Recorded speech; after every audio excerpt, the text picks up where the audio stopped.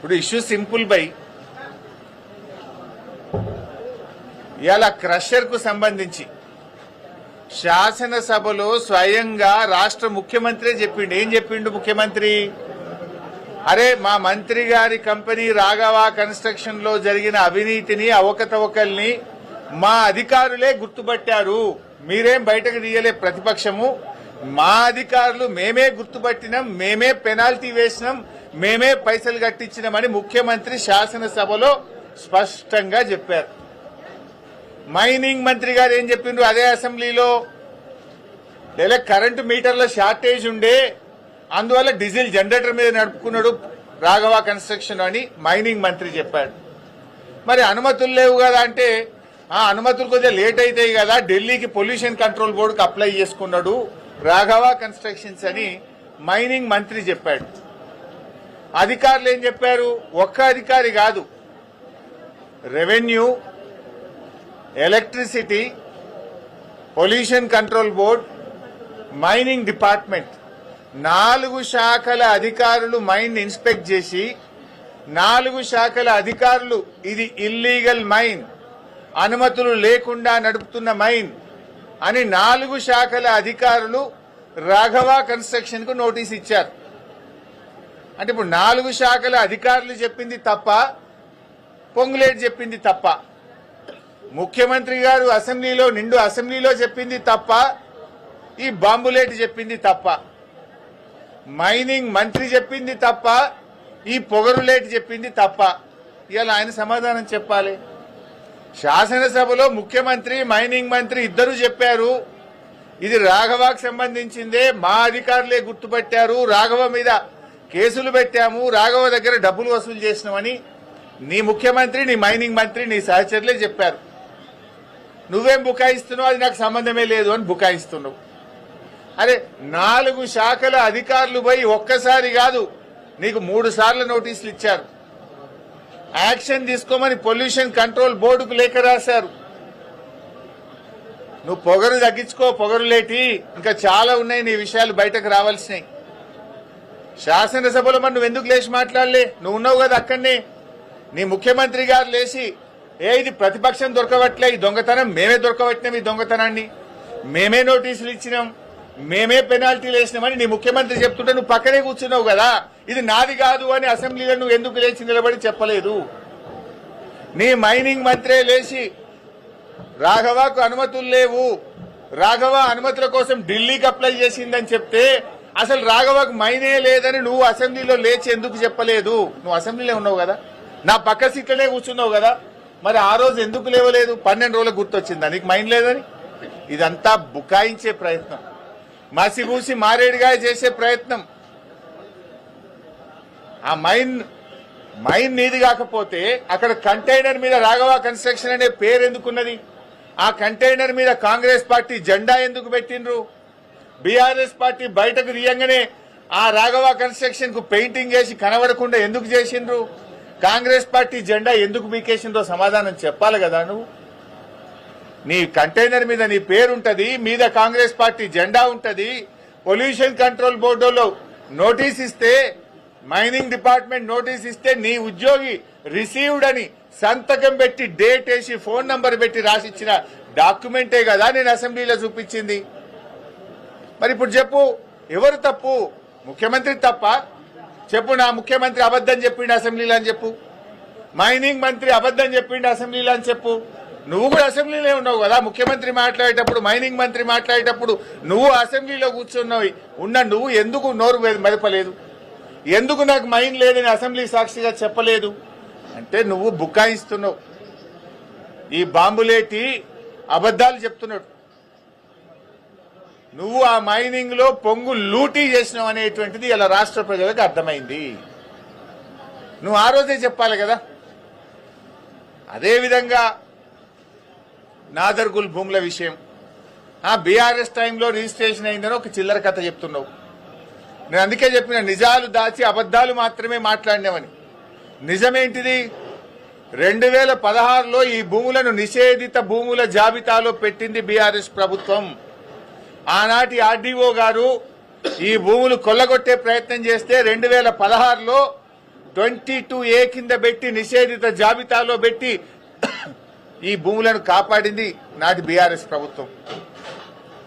ఆ తర్వాత ఆ కంపెనీలు హైకోర్టుకు పోతే 2022లో ప్రభుత్వం బలమైన వాదనలు వినిపించి హైకోర్టులో కూడా ఆర్డీఓ గారి నిర్ణయం సరియైన నిర్ణయం, ఈ భూములు సీలింగ్ భూములు అని హైకోర్టు సింగిల్ బెంచ్ లో కూడా ఉత్తర్వులు తెప్పించింది బీఆర్ఎస్ ప్రభుత్వం.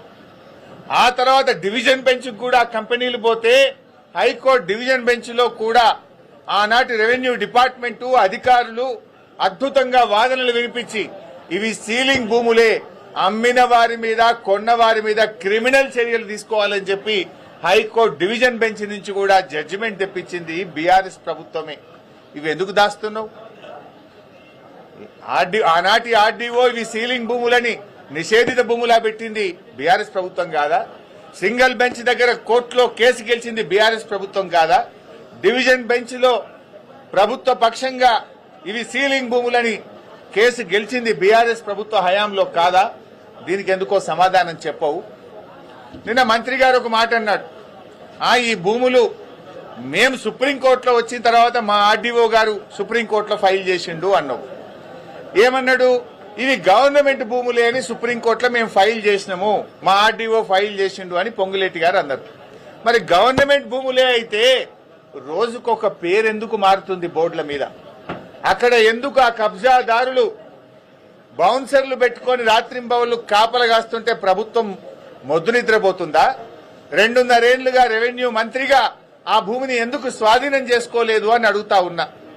ఆడ రోజుకొక పేరు, ఒకనాడు కోహినూర్ వస్తుంది, తెల్లారి ఎంఈఏఎల్ వస్తుంది, తర్వాత శిల్పా వస్తుంది, తర్వాత శిల్పా రాగానే అది మళ్ళీ రాత్రి పెయింటింగ్ పడుతుంది. శిల్పాలు ఎవరు ఉన్నారో తెలుసు కదా. ఆ తర్వాత ఏక్యూ స్క్వేర్ వస్తుంది, ఆ తర్వాత మళ్ళీ కోహినూర్ సింప్లెక్స్ వస్తుంది. ఎందుకు బోర్డుల మీద పేర్లు మారుతున్నాయి? ఏక్యూ స్క్వేర్ వెనుక నీ కొడుకున్నది నిజం కాదా? శిల్పాతో మీకు వ్యాపార సంబంధాలున్నాయి నిజం కాదా? పెడదామా, డాక్యుమెంట్లు బయట పెడదామా? శిల్పాతో రాఘవ కంపెనీకి ఇవాళ హైదరాబాద్ లో వ్యాపార సంబంధాలు ఉన్నాయా లేవా? ఏక్యూ స్క్వేర్ లో మీ కొడుకు భాగస్వామ్యా కాదా? నేను సింపుల్ ఒక మాట అంటున్నా, నువ్వే అంటున్నావు ఇది ప్రభుత్వ భూమి, మేము సుప్రీంకోర్టులో వేసినాము, మా ఆర్డీఓ వేసిండు అన్నావు. ప్రభుత్వ భూమి అయితే నీ హైడ్రా గడివిక్తుందా? ప్రభుత్వ భూములు కాపాడడానికి, చెరువులు కాపాడడానికే కదా హైడ్రా. వెళ్ళండి, నేను మంత్రి గారిని కోరుతున్న, నిజాయితీ ఉంటే, చిత్తశుద్ధి ఉంటే తక్షణమే ఆ కాంపౌండ్ వాళ్ళు తొలగించండి, బౌన్సర్లను, ఆ ఆక్రమణదారులపై క్రిమినల్ కేసులు పెట్టండి, అరెస్ట్ చేయండి, ఆ భూమిని ప్రభుత్వం స్వాధీనం చేసుకోండి, ఆ భూమిలో సాగు చేసుకున్న రైతులకు ఎంట్రీ ఇవ్వండి. 2.5 ఏళ్లుగా రెవెన్యూ మంత్రిగా మరి నువ్వేం చేస్తున్నావు? ప్రభుత్వ భూమి అని నిన్న చెప్పినావు కదా. If it is government land, why government is not taking action? As per the Land Ceiling Act, RDO is the custodian of the ceiling lands. Then what is that RDO is doing? What is that Hydra is doing? పేదోళ్ళ ఇండ్ల మీదకి శనివారం ఆదివారం పై రాత్రికి రాత్రే కూలుస్తారు. High court స్టేలున్నా కూల్చే Hydraa ఇక్కడ a stay లేదు. In fact high court order ఉంది, ఇది గవర్నమెంట్ ల్యాండ్, ఇది సీలింగ్ ల్యాండ్ అని హైకోర్టు ఆర్డర్ ఉన్నా కూడా హైడ్రా ఎందుకు కళ్ళు మూసుకున్నది? హైడ్రా ఎందుకు యాక్షన్ తీసుకోవడం లేదు? దీనికి సమాధానం ఎందుకో చెప్పడు మంత్రి గారు. మంత్రి గారు, నువ్వు ఇదివరకు ఒకసారి బాంబులు పట్టే అని చెప్పి ఏడాదిని అర్థమైంది, నీ బాంబులన్నీ తుస్సు బాంబులే అయిపోయినాయి. నీ మాటలు విన్నాక రాష్ట్ర ప్రజలకు పొంగులేటి పొగరు దగ్గలేదు, నువ్వు పొగరులేటివనే విషయం స్పష్టంగా అర్థమైంది. నీ లూటి మైనింగ్ లో నువ్వు పొంగు లూటివి అనే విషయం కూడా రాష్ట్ర ప్రజలకు స్పష్టంగా అర్థమైంది. ఇంకా చాలా ఉన్నాయి బయటకు వచ్చేది, ఏమిట్లకేమి రాలే, ఇంకా చాలా ఉన్నాయి. మేము స్ట్రైట్ గా అడుగుతున్నాం, ఇది ప్రభుత్వ భూమి అని ఎప్పుడైతే మీరు చెప్తున్నారో సెక్రటరియట్లో కూర్చొని, అది ప్రైవేట్ ఆధీనుల చేతుల్లో ఉంది. కమాన్, యూ హ్యాండ్ ఓవర్ ఇట్. హైడ్రాను పంపించు, కాంపౌండ్ వాళ్ళు డెమాలిష్ చేయి, ఆక్రమణదారులను బౌన్సర్లను అరెస్ట్ చేయి, అక్కడ గవర్నమెంట్ భూమి అని పేరు పెట్టి చిత్తశుద్ధి నిరూపించుకో. నంబర్ 1. నంబర్ 2, మైనింగ్ అధికారులే చెప్పినారు, 4 శాఖలు, రెవెన్యూ డిపార్ట్మెంట్, రెవెన్యూ అంటే నీ శాఖనే కదా, ల్యాండ్సే కదా, నీ శాఖ అధికారే పోయి చెప్పిండు ఇది రాఘవాది అని. Revenue, electricity, mining, pollution control board 4 శాఖల అధికారులు పోయి ఇది రాఘవ అక్రమ మైనింగ్ అని నీకు నోటీస్ ఇచ్చింది. ఆ 4 శాఖల మీద యాక్షన్ తీసుకో. మరి వాళ్ళ తప్ప నీ తప్ప తేలాలి కదా. మరి లేదు, నీ ముఖ్యమంత్రి, నీ మైనింగ్ మంత్రి, నీ సహచర మంత్రి చెప్పిండు కదా, ఇది రాఘవది, మేమే దొరకబట్టినాం, మేమే పెనాల్టీ చేసినాం, దొంగను దొరకబట్టినాం, పైసలు వసూలు చేసినామని నీ ముఖ్యమంత్రి చెప్పిండు. మరి ముఖ్యమంత్రి చేత చెప్పి, ముఖ్యమంత్రి అసెంబ్లీలో అబద్ధం ఆడిండని చెప్పి, మరి మైనింగ్ మంత్రితో చెప్పి ఆయన అబద్ధం ఆడిండని చెప్పు. లేదు, నువ్వు క్షమాపణ చెప్పు. ఫస్ట్ ముఖ్యమంత్రి, మైనింగ్ మంత్రి అసెంబ్లీలో లేచి రాఘవకు మీటర్లు దొరకలే కనుక డీజిల్ జనరేటర్ మీద నడిపిండు, అనుమతుల కోసం ఢిల్లీకి అప్లై చేసుకున్నాడు, రాఘవకు మన పొంగులేటికి సంబంధమే లేదు అని ముఖ్యమంత్రి అసెంబ్లీలో మాట్లాడిండు. మరి నువ్వెందుకు ఆ రోజు అసెంబ్లీలో మౌనంగా తల కిందికేసుకొని కూర్చున్నావు? క్షమాపణ చెప్పు. మరి ఆ రోజు నేను లేవలేదు అసెంబ్లీలో, నాకు అర్థం కాలేని క్షమాపణ చెప్పు. మరి 12 రోజులకు ఎందుకో నీకు జ్ఞానోదయం అయింది. అన్ని ప్రజలకు అర్థమైపోయినాయి. This is all humbug drama. నువ్వు ఇవాళ పొంగులేటి కాదు, పొంగు లూటివి, నువ్వు బాంబు లేటివి, నువ్వు పొగరు లూటివి, ఇవన్నీ అబద్దాలు మాట్లాడుతున్నావు అనే విషయం స్పష్టంగా అర్థమైంది. నిజాయితీ ఉంటే ఇప్పటికైనా తప్పు నొప్పుకో, ప్రజలకు క్షమాపణ చెప్పు, ఆ భూమిని